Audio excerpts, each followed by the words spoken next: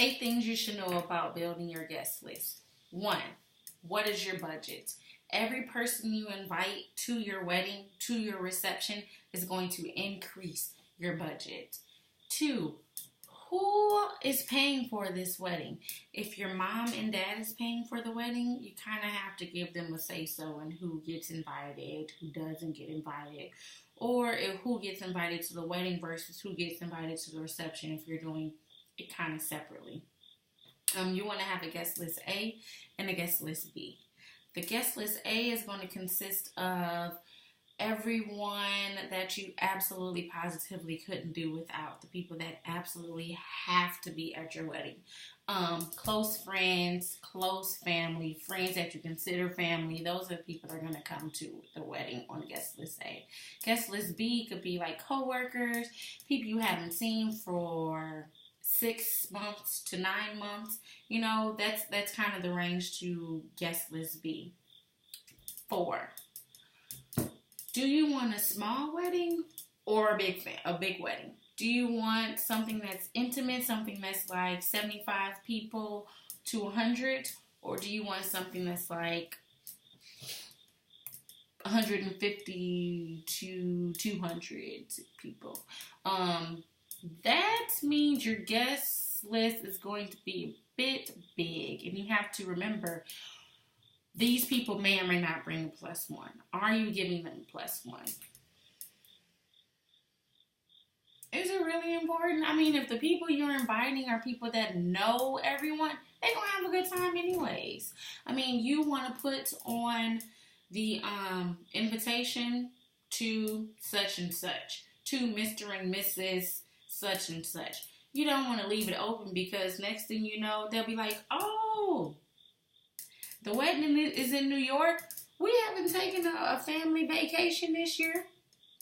Everybody going to New York. And you know what? It's cousin Sandra. She won't mind if you come. She just didn't remember to put you on the invitation.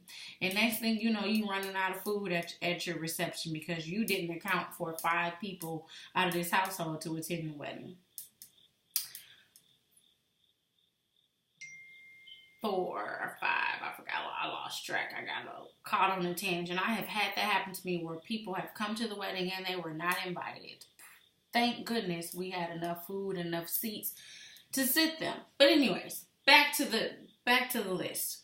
8 things you should know about your guest list. Would you mind buying these people dinner? If you wouldn't mind spending about $35 to $55 on feeding them, absolutely. Let them come to the wedding. But if you're like, I don't know, maybe I should, maybe I shouldn't, they shouldn't be there because receptions are expensive. Every person you invite, I said again, I'm going to say this like 1,000 times. Every person you invite increases your budget, increases your favors, increases the amount of time you need for the photo booth during the reception, and increases how many seats, how many tables, how many linens, how many centerpieces. All of that is going to increase.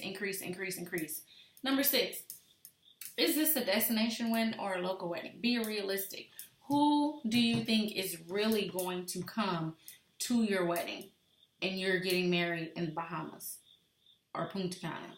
Who's really going to come versus you getting married in St. Louis or Chicago or Atlanta or North Carolina, you know, places that are local? You have to think about that. You don't have to invite everyone. I promise you don't.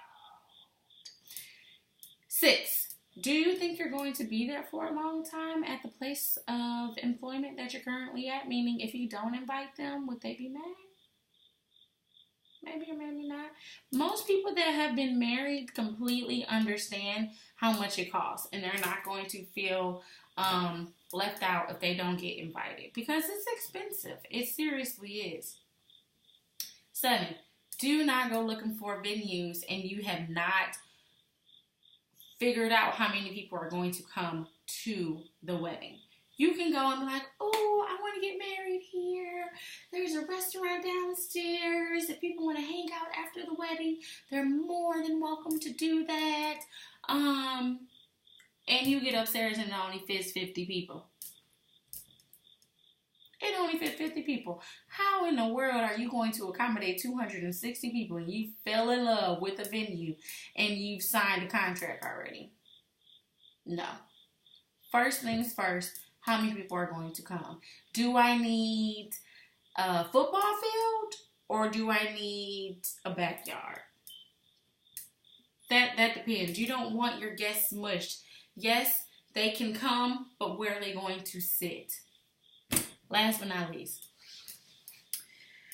are they going to be sitting 8 to a table or 10 to a table? I've been to both. I've also been to 6 to a table, 5 to a table. Of course, it's way more comfortable at 6 or 8 to a table. But 10 to a table, it kind of gets kind of tight in there. You know, you trying to eat like this, and you know, it's a lot. But if you have to do that, by all means, if you just can't live without that 275 person guest list, then absolutely invite everybody that you want to. So just a few things for you to think about.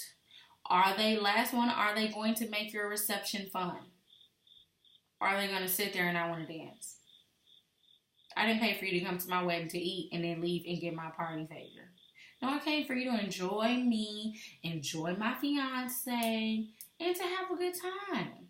So, think about it. You don't have to invite everyone.